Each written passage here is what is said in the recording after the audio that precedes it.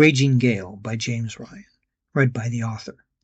Part the 171st. The musician attacks. To Hope, everything seemed to freeze in place as she watched Charity's predicament. Charity was in close quarters with a man with a longer blade, keeping him from doing his worst, though he was able to keep her at bay from finishing him off.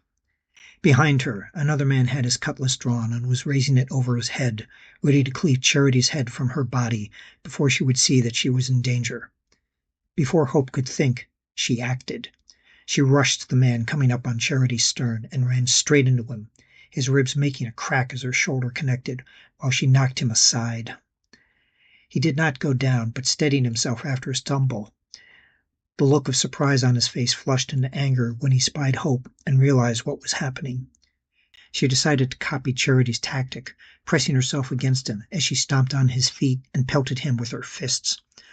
All thought gave way to instinct as she engaged him, her only concern her survival, as she kept him from realizing that she was disposable with but a single solid sword stroke. And for what seemed like an eternity, her plan worked. She pressed his chest like a tight leather vest, her blows if not knocking him down, then at least keeping her alive. When she tripped over a corpse on deck, she was certain that the struggle had been for naught, that he was going to bring up his blade and now add her body to the pile of deceased accumulating on board. She watched him take a step back, raise his blade as he continued to clear away from her, and run out of deck space, tumbling over the starboard side into the water. Hope gave a cry of surprise, something that sounded joyful to her ears, which, of course, because of the circumstances, seemed appropriate. "Felugue!" she heard Charity scream behind her. Hope turned quickly to see another member of Jean Habet's crew charging her. She watched as he raised his boarding axe and took the moment the axe's head was over his shoulders to charge him. He stepped backwards, getting more space than Hope had with her last opponent, but made a muffled moan before blood flowed out of his mouth. Charity pushed the man forward as she retrieved her knife from his back, turning to Hope and said, "Idiot! What are you doing here undamned?"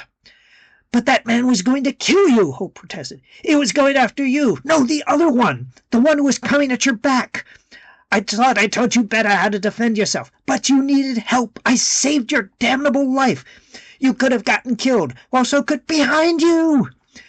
Charity spun around, using her free arm to pull Hope behind her as she faced a man with a cutlass in one hand and a dagger in the other. There was a hot spurt of blood that bathed Hope's face as everything went black. Thank you for taking this moment with me.